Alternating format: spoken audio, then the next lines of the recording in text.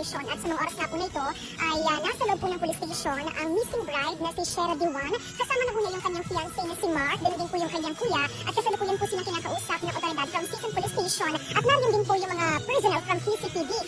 At actually mga kapuso ay kadarating lamang po nila kanina galing po sa backtracking na sinagawa po ng otoridad.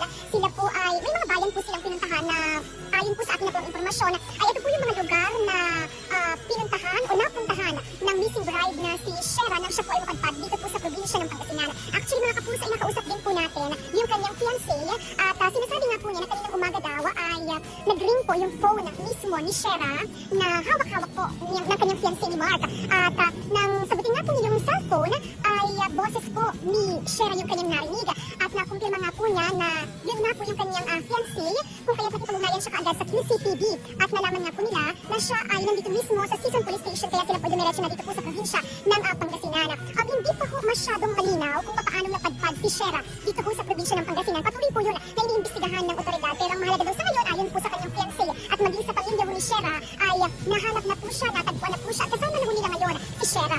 So anytime mga kapuso after po ng pag-uusap dun sa loob ng police station ay diretso na rin po sina Shera kasama ang kanyang fiancé at ang kanyang kapatid pabalik po sa Quezon City. So patuloy pa rin po kayong mantabay sa GMA Regional TV 1 North Central Luzon maging sa GMA Integrated News para pa rin po sa kabuuan detalye kaugnay pa rin po sa missing bride na ngayon po ay nahanap na at kasama na po ng kanyang fiancé. Ako pa rin po si Jasmine Gabriel Galvana.